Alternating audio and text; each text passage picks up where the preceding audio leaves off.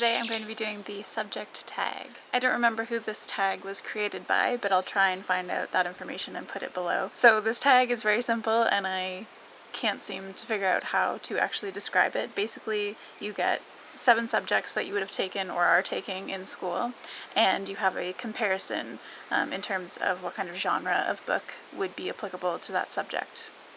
That probably didn't make any sense. Math! I was horrible in math, and I was really interested to see how they came up with the genre of crime, but it actually makes sense. Math, there's a lot of problem solving, wasn't any good at that either, so I picked Jasper Fford's Lost in a Good Book.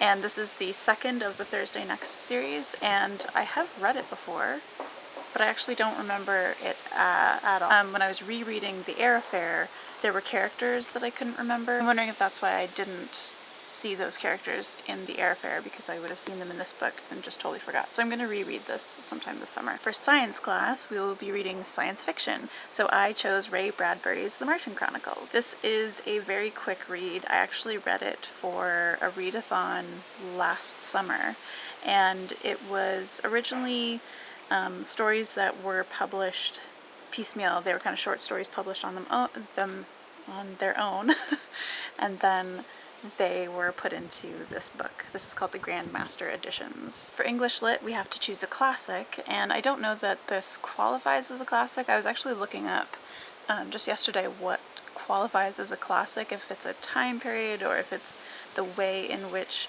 society accepted the book. I don't know. So I chose Orwell. I figured that was probably a good time period / acceptable author to choose. And I chose Animal Farm just because this is a really nice copy, and it is a very quick read as well. And this is actually my brother's copy.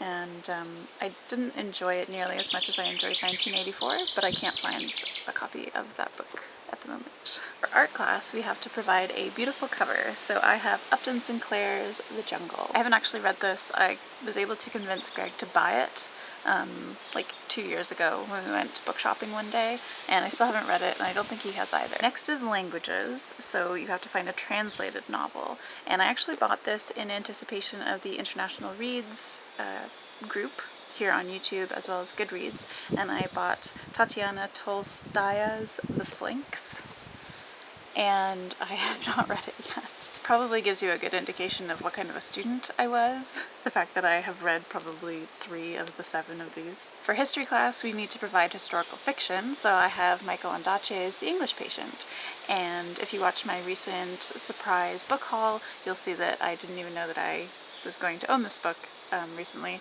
and I have not yet read it. Finally, for geography class, we have to get a book that is set anywhere but the US or the UK, and so I was able to pick Katrina Best's short stories, Bird Eat Bird, and although some of these stories are actually set in both the US and the UK, some of them are set in Montreal, so suck it. That's what you get for not including Canada in that list.